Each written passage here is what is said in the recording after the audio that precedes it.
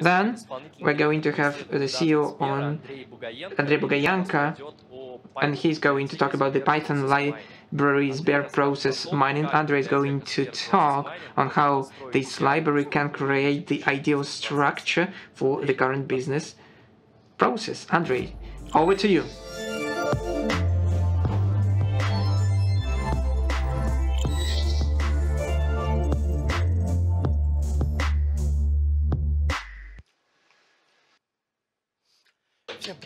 Good day. My name is Andrey Bugaenko. I'm a CEO responsible for SberBank mining cluster. I'm going to talk about the Python library to analyze business processes in SberProcessMining.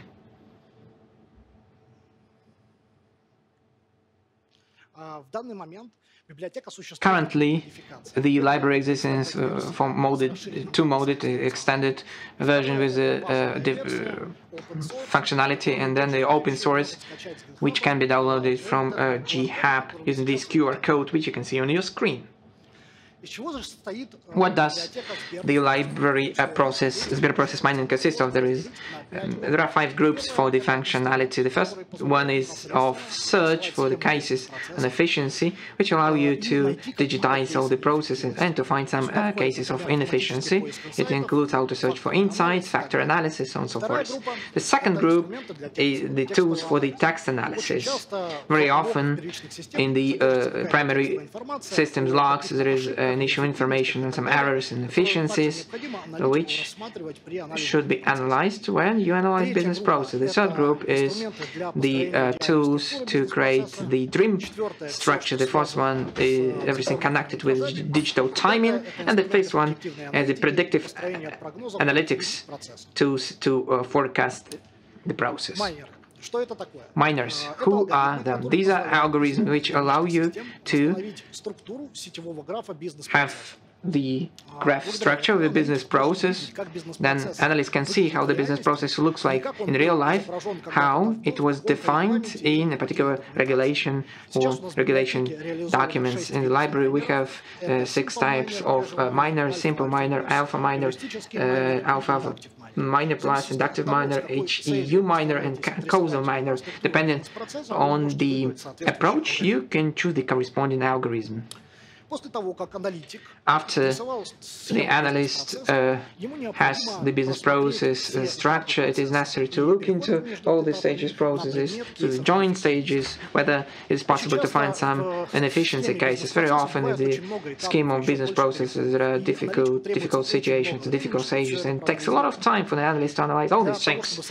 So to economize some time, we created a tool which automatically highlights those spots in the process which have inefficiency component. So how does it work? We take several characteristics and features of the process. This is a probability of a stage, number of iterations, differential of the stage, and they are fed into clustering process. Then we get a cluster where we label as a cluster which has different stages containing inefficiencies. It is just put in a red color, and the analyst can start with these highlighted red zones in the processes. Then next task is a factor analysis. Very often the analyst requires to understand and how to define which characteristics of the process are determined by externalities: region, the client segment, the channel of sales, so on and so forth. How the impact is, what is the contribution of a particular essence, and the analysts like to see how the cost of the process is determined by every stage of the process. It is a functionality that we have in our library, so if it is necessary, you can use it. The next group would be text mining instruments and tools. Why do we need text analysis or business analysis? Well, quite often we can see rejections due to applications or any errors, or an employee may be describing or depicting a problem. Quite often this info is not properly structured or probably put in manually. And to avoid the overburdening of the analysts, we take the log text information, then it's normalized, vectorized, and then clustered, and then the words that correspond to centroid or are close to centroid are produced and retrieved and submitted to the analyst. Then comes clustering graph nodes. Let's look at the process of reading a letter. Like you receive a letter, you open a letter, you read a letter, and you close the letter. But all of a sudden, the primary system's logs may describe the open letter in several variations. Letter opened, letter is opened, letter was opened by an employee. And this graph may contain several quite similar or replicating each other nodes, and the analyst would find it very difficult to distinguish between them. So moving towards one and the same node for all of these representations would be desirable, and what we need is to take into account the clusterization, and as a name you could choose something that is close to the centroid. We also have sentimental analysis function. Quite often the text info has mention about some problems and errors. If we label all the inputs like either negative or positive in the range from 0 to 1, 0 would be negative, 1 would be positive, then we would kind of have a look at the negative factors and positive factors, and they would often correlate with real problems. Then come tools for the ideal process structure. And here we use the reinforcement learning. If it is a lengthy process, that would be quicker than looking into all the trajectories and sifting through the trajectories, or like the probabilities may change to apply RL for the trivial structure. We set the environment as a full network graph process. Action would be edges, states would be the stages, and loss and reward. Loss would be the time of the process, and the reward would be a node that would be salient, speaking of the success of the operation. Or money-wise, loss is the numerical value, monetary value, and reward would be the gain, the monetary gain that an entity would receive from a transaction. And this is similar to auto RL.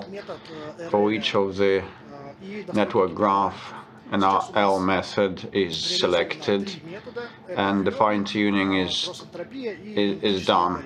We have three methods: Q-learning, cross-entropy, and genetic algorithm. Well, the output would be a trajectory for the process graph that would correspond to the ideal structure. Then comes the what-if analysis. What is it? It comprises three stages, 1, 2, 3. And if we want to remove stage 2 out of the chain, it does not mean that the new process would, from the time perspective would be the previous process net of stage 2. Same applies to extending a process by another stage, like stage 4. It doesn't mean that the process will be extended by the span of stage 4 exactly. And to have a look at the variants, we need to use the libraries, and digital timing is another group of functions to make an inference how much time the process takes is not so difficult to calculate. We look at the finalization, completion time, and the initial time we also calculate, and we calculate the length of all the stages. But the data are obtained from the ASs,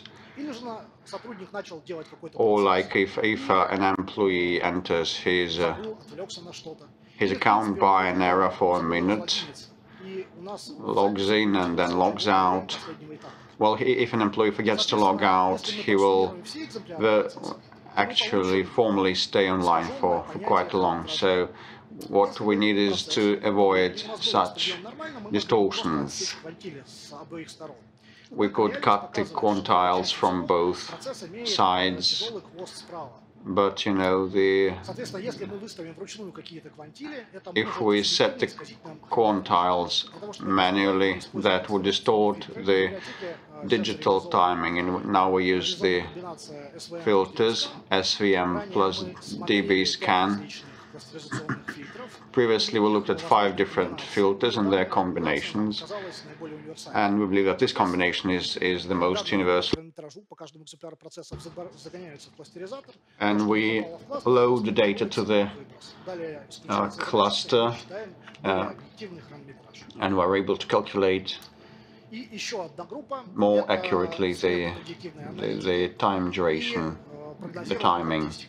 Then comes forecast, the next step in the process. Here we have a tool that allows to identify a next stage in the network graph. We take different chains and we load them onto the network, and then finally the output is the most probable variant of the process. And another functionality is how that helps us define how the business process would look in future and what the parameters may be like. Let's look at the schematic that comprises 6 stages. Stage number 1 takes 1 hour, stage number 2, 2 hours, stage 3, 2 hours, stage 4, 8 hours, stage 5, 1 hour, stage 6, 1 hour. What might be the conclusion, the inference of an analyst? He would say probably something wrong with stage 4, it takes 8 hours, but if you look the dynamics of that stage in the log, it could occupy 20 hours at the start and then at the end 1 hour, and this is the average parameter of 8 hours. So we are cutting time on that, but also we have stage 3 that takes 2 hours. But if we look the dynamics, well, probably at the start it could last 10 minutes and at the end it could last 4 hours. So it's the average mean value, and an analyst may miss the problem, making a false inference that it's okay. So what we need to avoid that is to use the predictive methods. We would have a projection on each of the parameters of the network graph, and we would present a new graph and like a prediction, an image, a projection of a graph, and we project 4 characteristics: the time, the probability, and the transfer. Stage 5, the probability thereof is 10%, so the probability is dropping. And in the predicted graph, the probability is 0.1%. in our libraries, we may set the probability threshold. That would be similar to the miner's work. And stage 4, that could require a lot of attention from the analyst, is kind of marked as normal, taking 1 hour, while stage 3 taking 8 hours and would be marked specially, and the analyst would see it highlighted and focus on that.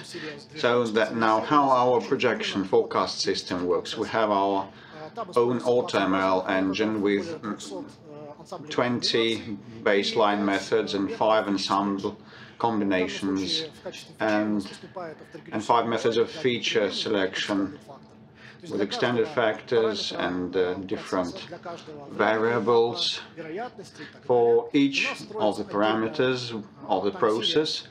We have a separate time series model making a projection. I hope that this library will be quite useful not only for the business process optimizers, but all those who want to optimize their business processes in their organization. You can download this from github.com with this link, or email us processmining@sberbank.ru, which is the email address.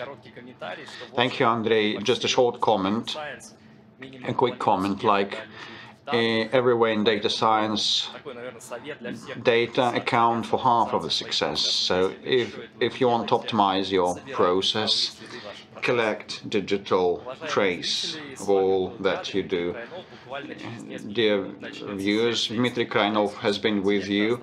Shortly we'll have a section of the AI.